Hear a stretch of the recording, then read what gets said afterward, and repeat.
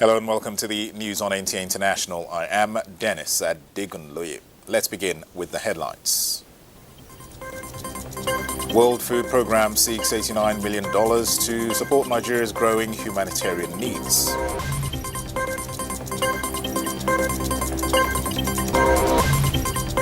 President Trump celebrates America's historic milestone on 250th independence anniversary.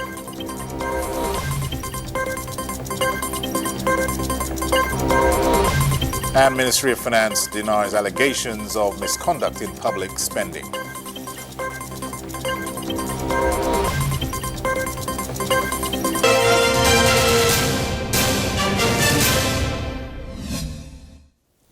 The United Nations World Food Programme says challenges associated with funding are affecting its humanitarian support in northern Nigeria.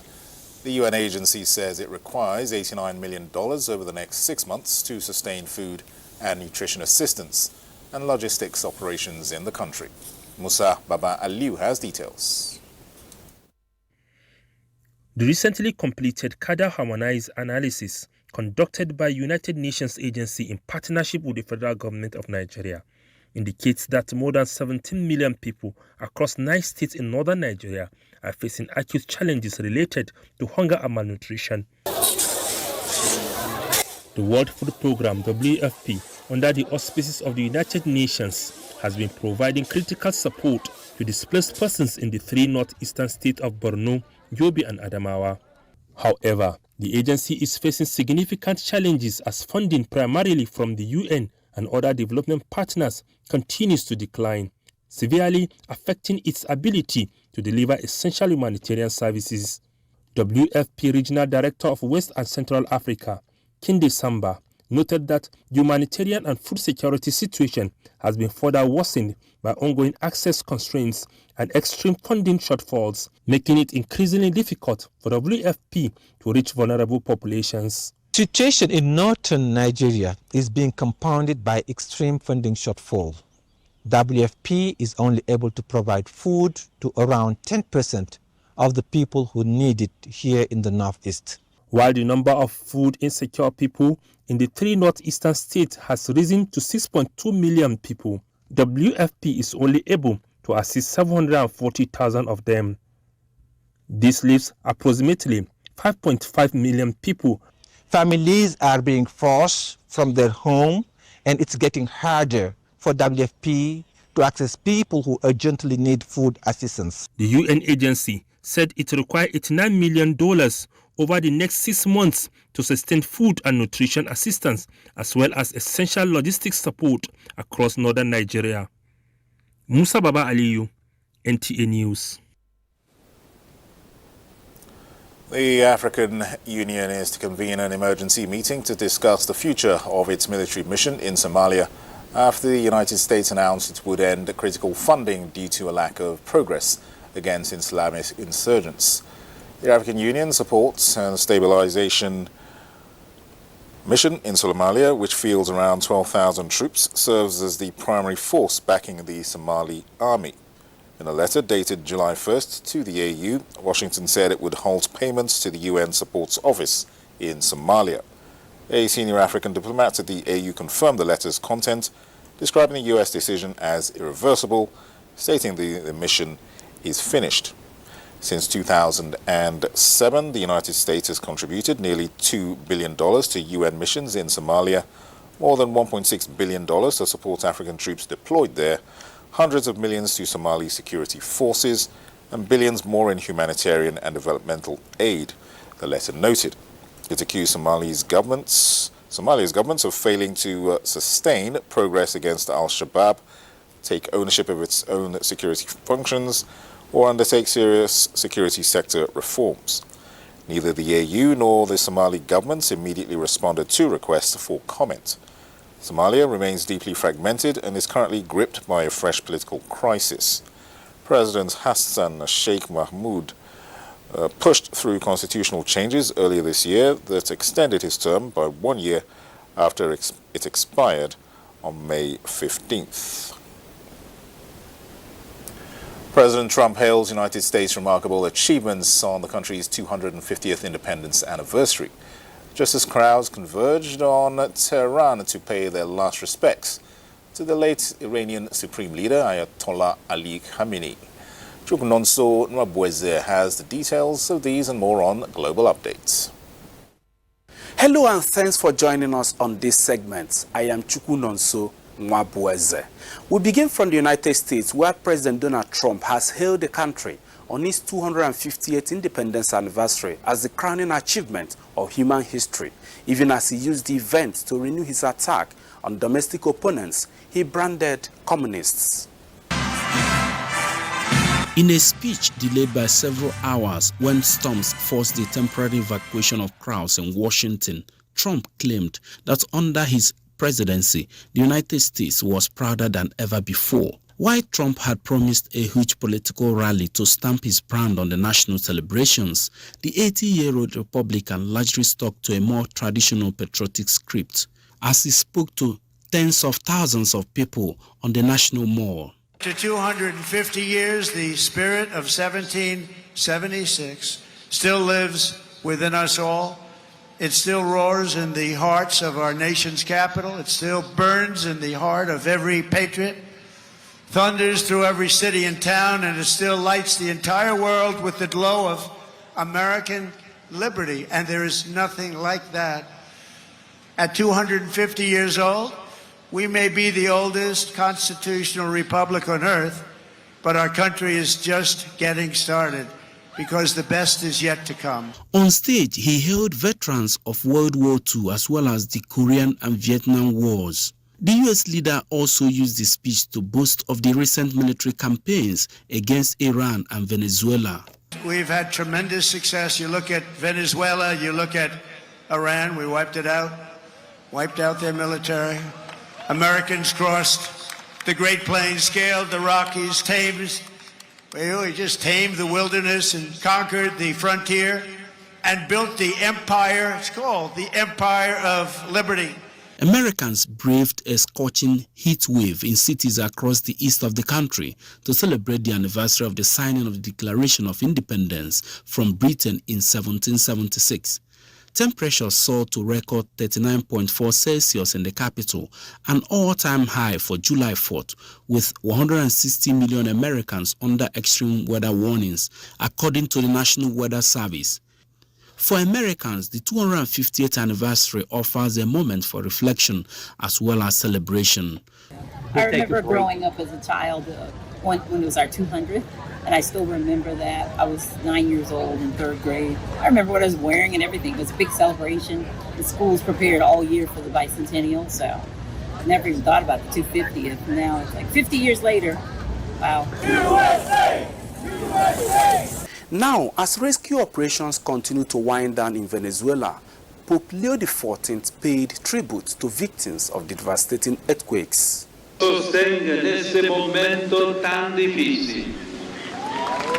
Pope Leo XIV, during his Sunday Angelus prayer at the Vatican, said he is keeping the victims of the earthquake and the entire Venezuelan people in his prayers, asking the Lord to sustain them during this very difficult time.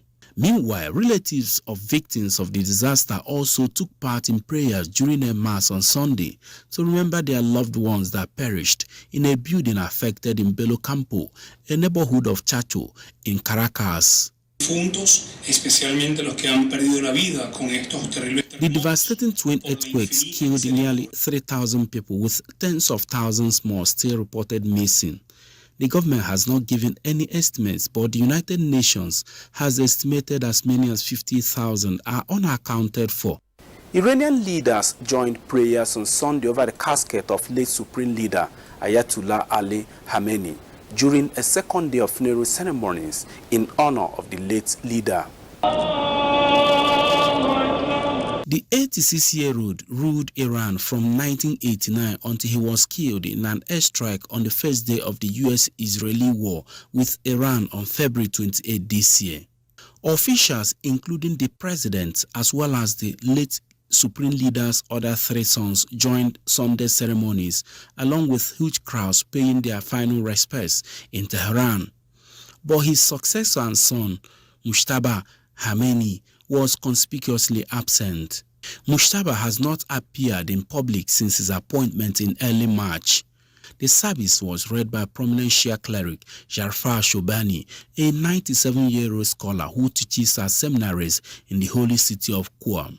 After the processions through Tehran on Monday, Khamenei's coffin will be moved on Tuesday to Qom, then on Wednesday to neighboring Iraq, before the burial on Thursday at his northeastern hometown of Mashhad. Back here in Africa, authorities in the Democratic Republic of Congo have opened a new Ebola treatment center in Beni, northern Kivu, to strengthen the province's response to the outbreak. Built by the International Medical Corps at Beni General Hospital, the 20-bed facility is designed to expand treatment capacity, strengthen infection prevention and control, and support the early isolation and care of suspected and confirmed Ebola patients. DRC authorities also pledged to build more treatment centers across the province to improve access to care. According to the World Health Organization, more than 1,400 confirmed Ebola cases and 438 deaths have been recorded since the outbreak began in May this year. As of July 3rd, North Kivu had reported 139 confirmed cases, of which 31 were in Beni, including 6 active infections. And that does it for this week on Global Updates. I am Chukunonso Nwabueze. Thanks for being there. Many thanks, Chukunonso. Now, the D8 organization says stronger regional cooperation and better access to finance will help MSMEs become more competitive and sustainable. To mark International MSME Day, the D8 convened a special webinar with over 40 participants from member countries, including Nigeria. In a statement, the D8 Secretary General Ambassador Sohail Mahmoud stressed that green innovation and tourism are also key to growing small businesses across its member states. Ambassador Mahmoud affirmed that MSMEs are the engine of growth and backbone of D8 economies, and the transition to greener economies presents vast new opportunities. Speakers highlighted circular business practices, AI for inventory, and Malaysia's tourism model as areas where MSMEs can tap into global value chains. Turkey, Azerbaijan, and Bangladesh also shared national plans on green industry, climate coalitions, and sustainable supply chains. 7 key OPEC Plus members decided on Sunday to raise their collective oil production quotas by 188,000 barrels per day starting in August. The decision comes after the Gulf countries were forced to slash output following the near paralysis of the Strait of Hormuz, a critical choke point for global oil shipments. Ministers from Saudi Arabia, Russia, Iraq, Kuwait, Kazakhstan, Algeria, and Oman held a virtual meeting and approved the production adjustments according to a statement from the organization. OPEC data shows that combined production from Saudi Arabia, Iraq, and Kuwait, 3 other countries now raising quotas, dropped by approximately 6 million barrels per day between the first quarter of 2026 and May. The federal government has restated its commitment to deepening collaboration with the World Bank to accelerate access to safe water and achieve food security across the country. Minister of Water Resources and Sanitation, Professor Joseph Utsev, stated this when he received World Bank delegation in Abuja. Professor Utsev informed the team that the renewed hope agenda of the administration of President Bola Tinubu is anchored on improving access to safe water, achieving food security through irrigated agriculture, and creating job opportunities for the nation's teeming population. He maintained that stronger collaboration with the World Bank would fast-track the implementation of the Sustainable Power and Irrigation for Nigeria SPIN project and other critical high-impact projects being executed by the ministry with the support of the World Bank.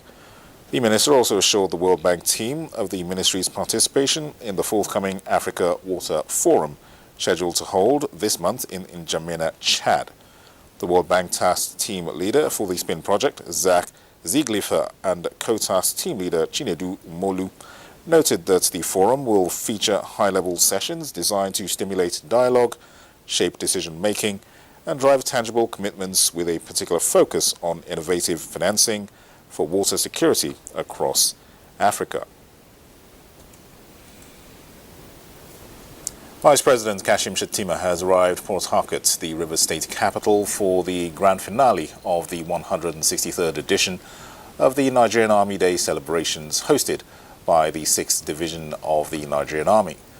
The Vice President was received at the presidential wing of the Port Harcourt International Airport by Rivers State Governor Siminalayi Fubara, the Chief of Army Staff Lieutenant General Waidi Shaibu, and members of the Rivers State Executive Council, among other stakeholders. The Vice President is expected to declare closed the Nigerian Army Day celebration edition, which will feature ceremonial parades, operational displays, cultural engagements, and strategic discussions that are expected to reflect on the achievements and challenges to identify as well as address future defense priorities. This is the Welcome back. The federal government has responded to a recent public commentary alleging that approximately 2% of GDP, amounting to over 8 trillion naira, was spent outside the approved budget. Details of the clarification are presented from our studios. Clarifying the issue of alleged spending outside the approved budget, a statement from the Ministry of Finance explains that the federal government does not operate a shadow budget or expend public funds outside the constitutional and statutory framework established for public finance.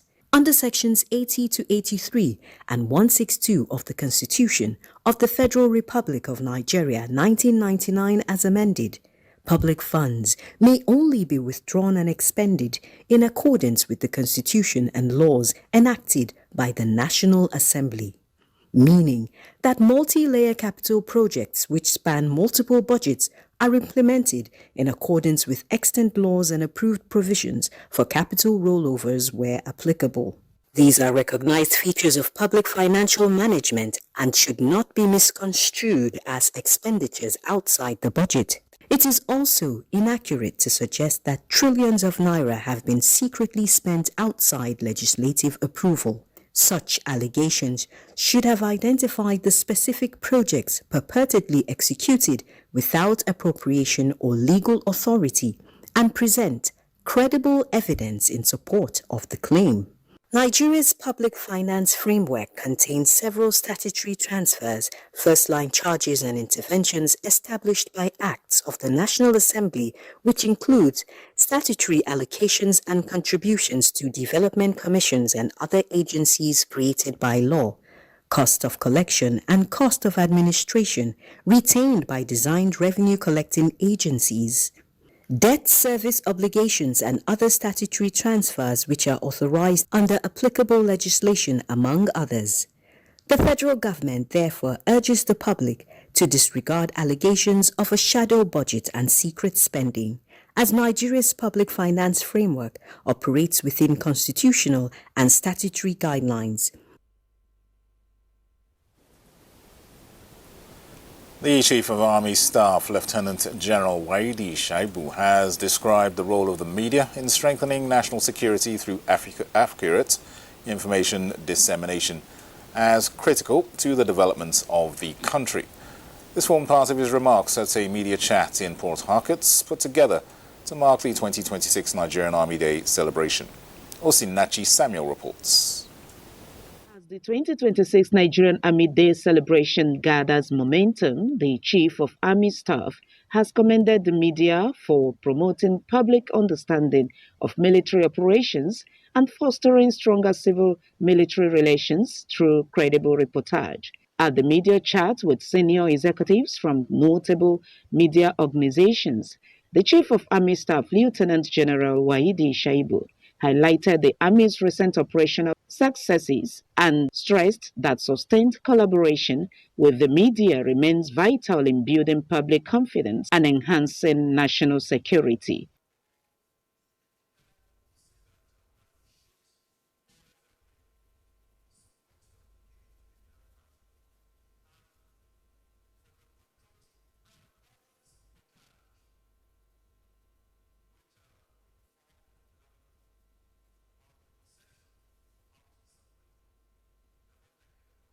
You spoke about community engagement and the expansion of civil military relations. The Nigerian Television Authority was represented by its Director of News, Halima Musa, who sought further insight into how improved civil-military relations has strengthened the operational effectiveness of military formations across the country. You spoke about community engagement and the expansion of civil military relations. And we all know that it is part of the strategies aimed at winning the hearts and minds of civilians so that they can cooperate. So how has that impacted your operations? For you to conduct intelligence-led operations, you must have information. While you can use various assets to get information, maybe your surveillance drones, to get intelligence from field. But human intelligence collaborate every other. So in doing that, most of our efforts that we are doing, trying as much as possible to engage with the various communities we find ourselves operating in.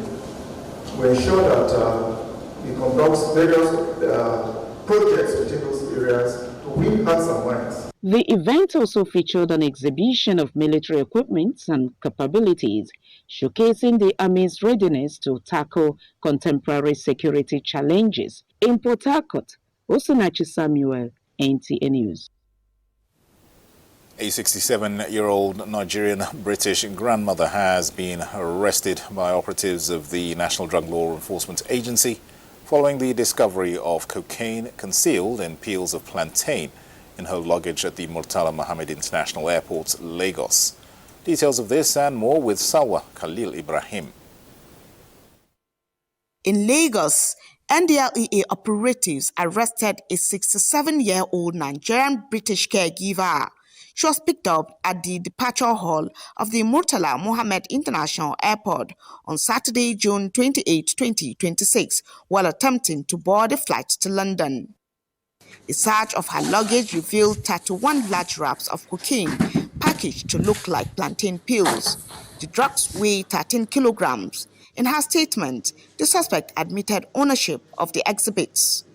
Meanwhile, in Anambra State, a sting operation in Ekosigo local government area led to the arrest of a PhD student of a foreign university. He was arrested with 5.8 kilograms of cocaine consignment. The drugs were concealed in the walls of 9 cartons of herbal drinks, part of a cargo bound for Kuala Lumpur, Malaysia. In Taraba, operatives acting on intelligence arrested the suspect on Saturday, July 4, 2026, along Zakibiam Road in Wukari. He was found with 43,980 capsules of tramadol hidden inside 2 vehicle fuel tanks. The vehicle was coming from Onitsha, Anambra State. Also, 2 suspects were arrested in Gwantu, Kaduna State with 1.7 kilograms of methamphetamine.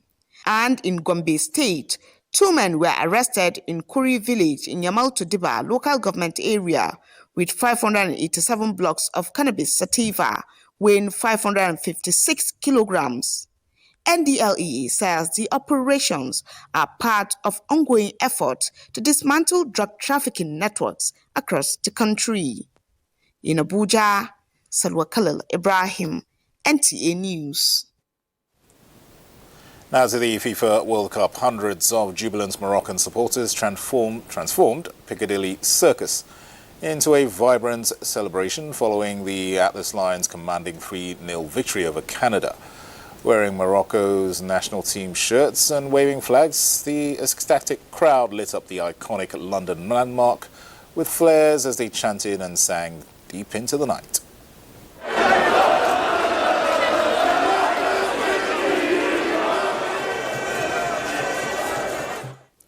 Morocco became the first side to qualify for the World Cup quarterfinals with the win and will now face France in the quarterfinals.